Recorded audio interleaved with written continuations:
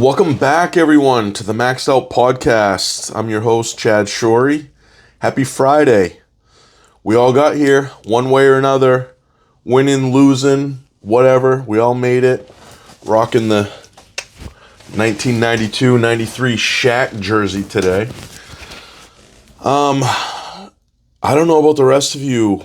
I know I sound like a broken record, but holy shit, what a week. I hope that the rest of you had a killer week. I hope that your week was busy or spent traveling, doing whatever you loved, liked. Yeah. Monday through Wednesday for me was just an effing blur. So grateful for the work, like beyond grateful. And my schedule for the next 2 months is stupid, so I'm super thankful. I love it. Sometimes when it looks dark and bleak and no hope in sight, somehow, some way, it seems like something comes along, and I'm so grateful that I'm here. I'm here for it. That's the fun part about business. I've had so much time just rocking out in the tractor this week and just listening to podcasts, trying to find music that makes me happy. Seems to be harder than not lately. Found a couple good friggin' movies this week, and I'm going to take a chunk of time right now and discuss them because holy fuck. Okay? Robert Pattinson, right? From Twilight.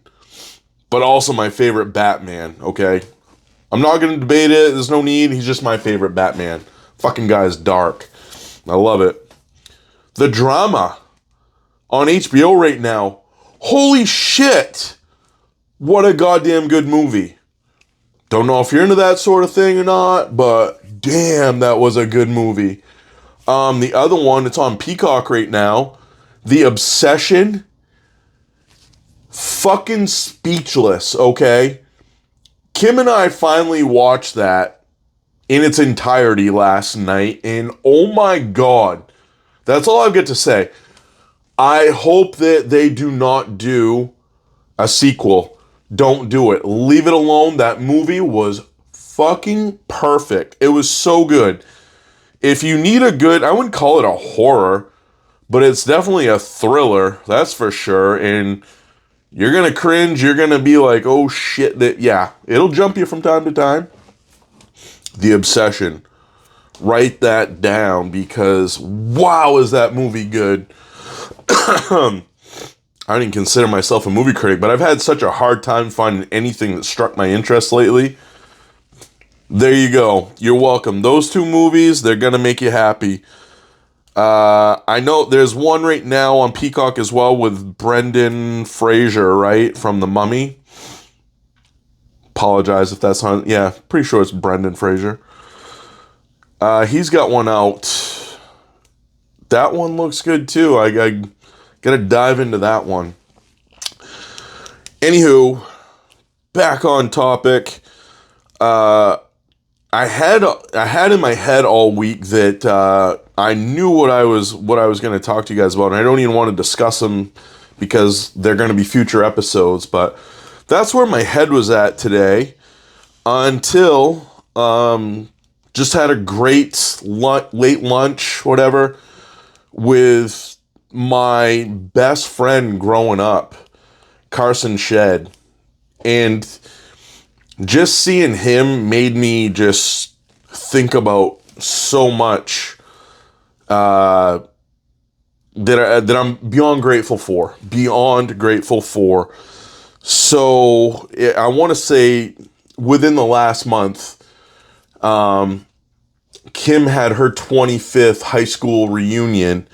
And I know I briefly spoke about this on a prior episode, but I made the mistake last year of not going to my 25th high school reunion. And for whatever reason, you have these thoughts in your head, like, man, when we graduated, everyone kind of had their cliques and we all kind of went separate ways. And even in your 20s, like there was this crowd, that crowd, blah, blah, blah. Well, missed out on my reunion, mad that I did that, because the very next day, my class of 2000 happened to be the Grand Marshals in the parade.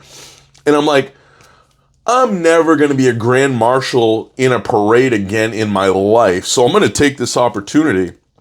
Well, in doing so, I had an absolute blast. And even at the time, 44 years old, seemed like I was 18 again with, old classmates. It was so much fun just catching up. And anything that would have been in the past was so far in the past that it was just like, God, it's good to see you guys, right? So fast forward to this year, going to Kim's reunion, and our classes were so tight-knit and intertwined, and we all grew up together, looked out for each other, competed together, blah, blah, blah. It was wonderful. It was such a breath of fresh air and such good dialogue and conversation, which I spoke about on my last podcast as far as being a Sigma and needing more that elevates me, and just good humanly discussion, not small talk, not bullshit. So anyway, in seeing Carson today, which blessed with the fact that him and his wife live in Connecticut, they come up every August to see his family, his grandmother, that, she is like a extra grandmother to me. Mammy was she was a rock star. God, I got one funny story for you guys. Carson and I ran cross country in junior high, and he was the stud on the team. Like he was typically the top runner. And, I would place, as far as our team was concerned, I'd place anywhere between like 3rd and 5th on our team. Long distance was not my jam, but liked doing it. And, he was my best friend. And so anyway, Mammy sometimes would be riding along in her Subaru Outback while we're having practice. And if Carson and I were sneaky enough and got to just the right spot, Mammy would sometimes pick us up and help us get the rest of the way without running. So I will forever love Mammy for that, because it saved on the legs a little bit. But so yeah, I had a great childhood, had great friends. But anyway, so Carson wound up going to a private school in Massachusetts, sophomore through senior year, so we didn't get to graduate together. That sucked. Like, this guy was my dude, fucking awesome guy. And, we stayed in touch, and back then you'd write letters and mail letters and stuff, but totally different down there, private school. God, he had a NBA player at his school, a future NBA prospect, Dan Godzirik, I believe. I think he wound up going to the Milwaukee Bucks. So Carson was with a higher class of people, down there, and he'd always come back in the summertime and we'd hang out. But then the school year, life just changes. Then college happens, and I think he went to like Bowdoin or Bates, I believe, a very prestigious school here in Maine. And my path went a totally different way. So within the past, like, let's say 3 to 4 years, we've been able to get together in August, and oh my God, and like today, it was nice because so many people loved Carson, and a lot of them knew, like, is Carson Chad, like wherever one was, the other one was, we were always together a lot. But they were so happy to see him. A couple of them pointed him out, like, hey, look who's here. It's, oh my God. Growing up in a small town is not the worst thing. So many of us growing up always can't wait to get out of here. I'm not going to say that every person is wrong or every person is right in saying that. Depending on how your life is or goes, it's not always for you, right? Not going to say it's been wonderful for me the whole time. It's gotten better the older I've gotten. You know, and even now, like being on the Chamber of Commerce, the co-president, like get held under a microscope or held at a certain level, which I didn't ask for, but whatever. If you want to think I'm some prestigious human being, I'm Chad fucking Shorey. That's it. That's all I am. I'm a nobody, okay? I like to talk. I like to help things. I like to help people. I like to kill it at business. I like to learn at business. I love fitness. Okay, I'm pretty simple. But just seeing people come back to their roots, like Kim's 25th, everyone is so happy to be back here. And I'm not going to say that that's the same for every small town. Maybe it is, maybe it isn't. But it's nice when it boils down to not what happened 30 years ago, 40 years ago, 20 years ago.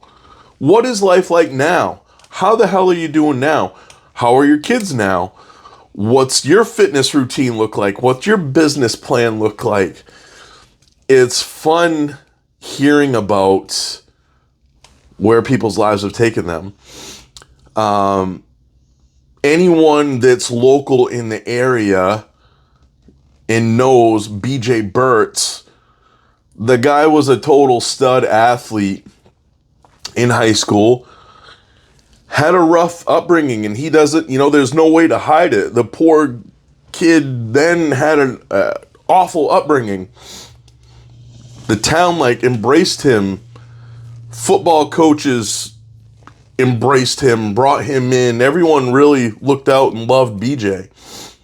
And he's still together with his high school sweetheart, Katie. He's fucking killing it, like, worldwide.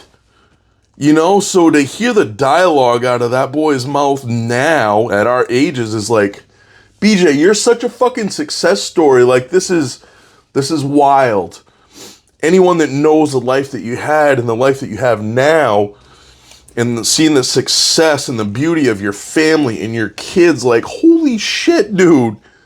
Fucking amazing. So I think the same of, like, my friend Carson.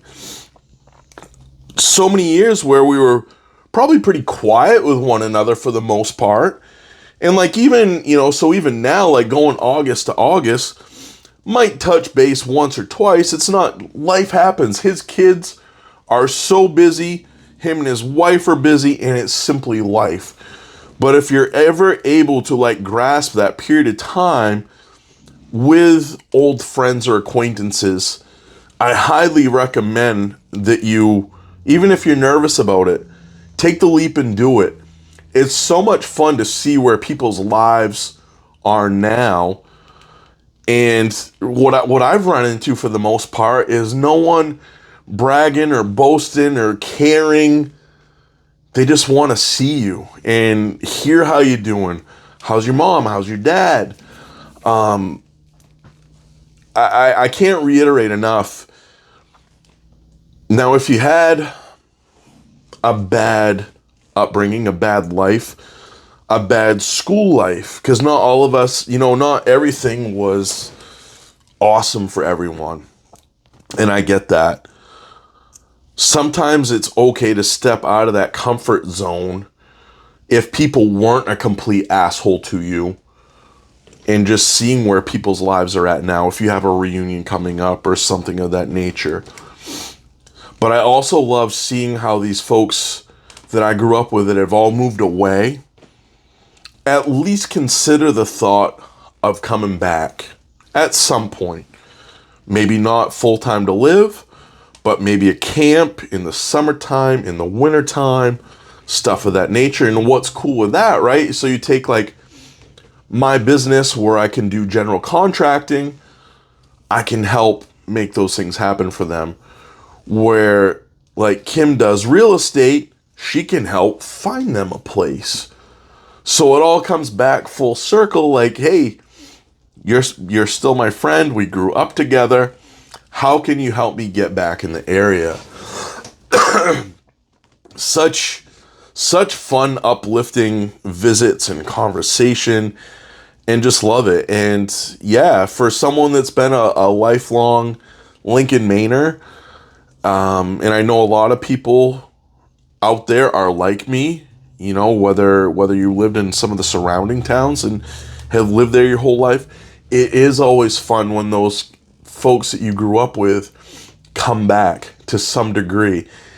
And it's almost, you pick right up where you left off, right? You simply do. And it's not so much like the high school highlight reel, like, oh, I remember our winning days. And no, sure, you're going to have a few funny stories or bad stories or whatever. But you pick right up where you might have left off a year ago, 2 years ago, and it just flows like you never even left, right? Just happy to see you. Even, you know, one of my best friends now, TJ, big sexy TJ Coffin, we live like 5 to 7 miles away from one another. He's back and forth in New Hampshire all the time. I do what I do. You know, we're voice chatters, which if none of you are, you should be friggin' voice chatters, okay? None of this texting bullshit, none of this phone call bullshit, voice chatting, okay? It's wonderful. TJ and I have embraced it for years. Y'all should too. But anyway, we might catch up like once a week now, sometimes twice a week if we're lucky. And it picks right back up where we left off. Those are the good friendships. Those are the friendships that you value.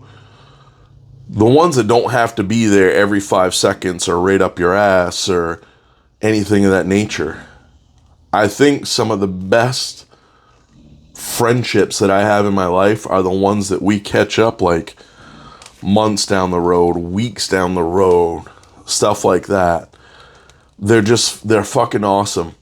Some of the greatest people. So I guess if there's any real message that I can portray out of this particular episode, if you're harboring any,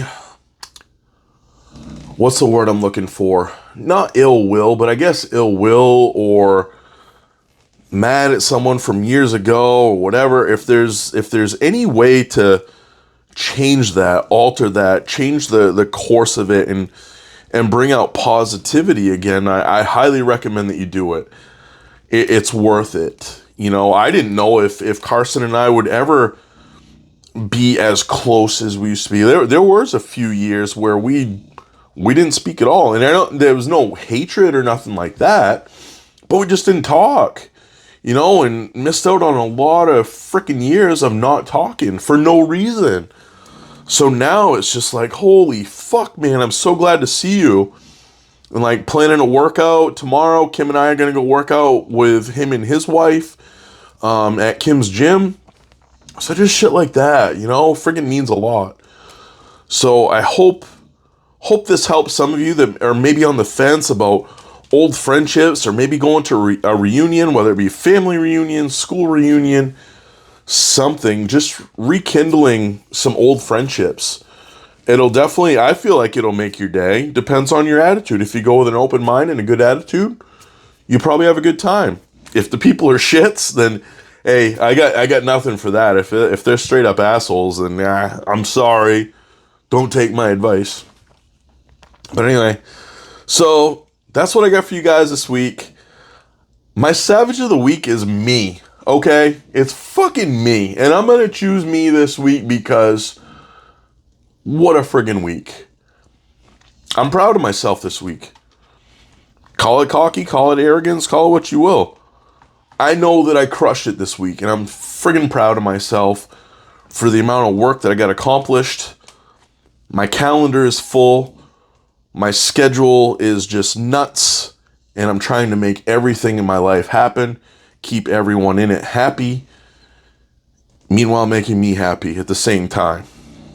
So, that's my Savage of the Week this week. This guy, right here. Also got some new ink. My Jon Snow is finished up for my boy Rich Roderick at Lunchbox Tattoo. He does podcasts too, by the way. Thinking about doing a new one, so If he does, I'll let you guys all know about that. But that's what I got for you guys this week. Next week, hopefully we can get at it. I know I've got a busy week ahead. I got a truck pull in Westfield, Massachusetts next Friday night at 6 p.m. So if you find yourself in Westfield, Massachusetts, Kim and I will be there, and Nightmare will be truck pulling. So it'll be wonderful. But if you're someone chasing success instead of excuses, please hit subscribe, share the page, help the show grow. Have a great weekend, everyone.